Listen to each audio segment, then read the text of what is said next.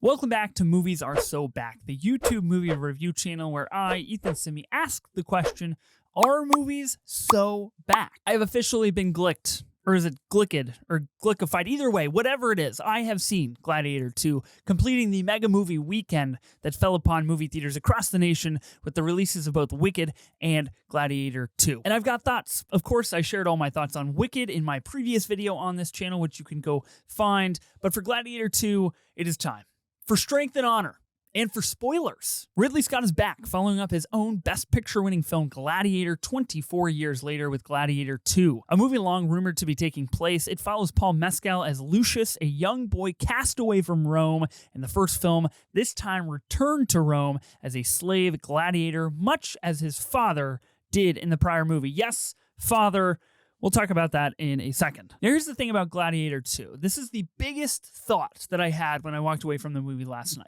It suffers from what I'm calling the Kingdom of the Planet of the Apes issue. Now, Kingdom of the Planet of the Apes, a movie that I didn't think was very good, to be honest, does this thing that Gladiator 2 exactly does. And it rejoins this story after a huge gap of time has occurred. In the case of Kingdom of the Planet of the Apes, we get Caesar and everything that happens with Caesar. Caesar dies. We come back much later in the story to Proximus Caesar and his rule and what life is like under him now. Gladiator does the same thing. We end up 16 years after Maximus Aurelius has died, and we are already past the version of a free Rome that Maximus has promised into the version of a new Rome that is once again ruled by emperors. For Gladiator 2, the Rome that we are now introduced to is ruled by two brother emperors, Emperor Geta and Emperor Caracalla. But here's my problem with this decision that the movie makes, along with Kingdom of the Planet of the Apes.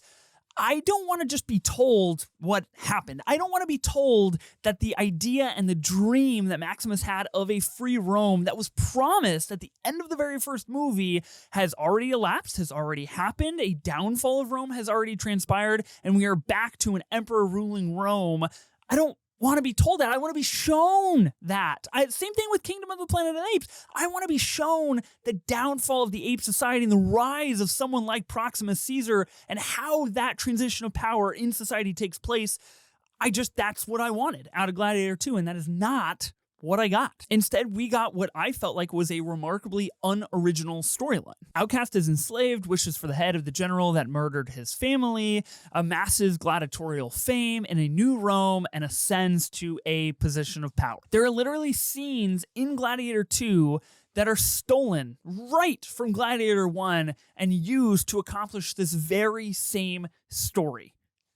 Guys, come on. Speaking of Rome, I do find it quite hilarious that 2024 has given us two films about the rise and fall of a new Rome. One was a masterpiece, and the other one is this one that I'm talking about right now. So Gladiator 2, storyline, no good. Acting, I'm mixed. Paul Mescal and Pedro Pascal kind of just did nothing for me. It just felt like neither of them really sold me on their characters' stakes and interactions, and I'm not sure if Mescal is the right guy for a role like this. It's probably a me problem, just the same as I wanted something else out of the movie that I was given, but I just got nothing from either of them in this movie. However, I seriously and authentically enjoyed Denzel Washington as Macrinus. It was pretty easy to see that he was kind of just having a damn good time in this movie, just chilling and having a blast, and I really loved that, which I think a lot of people really loved that. But even more so, though, and this might be kind of my hot take, is that I enjoyed Joseph Quinn as Emperor Geta the most. He is the standout of the movie for me. Great actor doing capital A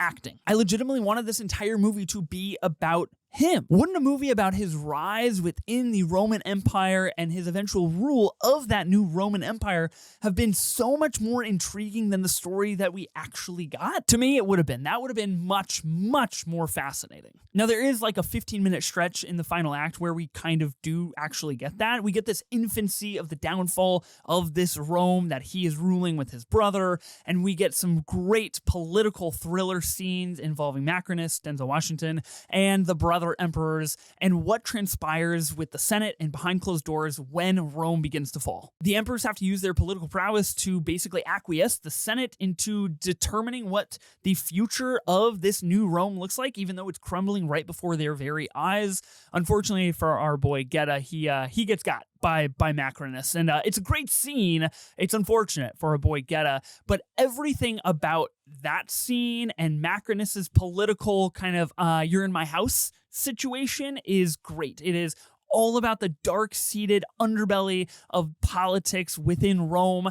And I just think that is so much more fascinating than Paul Mescal being a half-assed gladiator. In total, I think all of that lasts for like 6 or 7 or 8 minutes, so it's not ideal. I also thought it was pretty silly to see Connie Nielsen back as Lucilla when none of her story is really explained as to why and how she married the new general, Pedro Pascal. She was fine. I just thought that her character being in this was, I don't know, a little yucky to me. But of course, there are some things that I did like about Gladiator 2.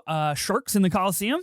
Fucking Ridley Scott, my guy. You know what I want to see on that IMAX screen, and that is something that I want to see on an IMAX screen. Ridley Scott honestly remains at the top of the food chain in terms of directors who can appropriately and intriguingly and excitingly display a massive, epic, vast period piece containing so much action and drama, and this is perfect proof of that. Napoleon, not a great movie, but a pretty sick movie. Gladiator 2 is like the exact same thing. Not a great movie, but a pretty sick movie. Ridley Scott has the empire-laden juice. Will the movie be in the Academy Awards conversation? I think any talk of this movie being in the Best Picture 10 is outright dead in the water, just like our guy Macrinus. It's just not happening at all. Production design nomination?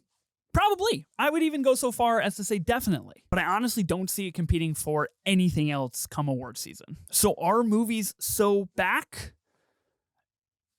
No, it's a thumbs down. I don't think it's inherently a legacy sequel problem because as of late, we've gotten the likes of Top Gun Maverick and Furiosa, and that is a different conversation for a different video. But Gladiator 2 is just Gladiator, but worse. The story is just pretty bland. There aren't enough politics happening. We are told about massive events within Rome happening instead of shown how they are happening. And I personally just did not believe Paul Mescal as the gladiator for 1 second. I gave this movie 2.5 stars on Letterboxd and ranked it 76 out of the 100 new 2024 releases that I have seen. But all hail Joseph Quinn. Remember to like and subscribe. You can find me on Letterboxd, and I'll see you in the next video.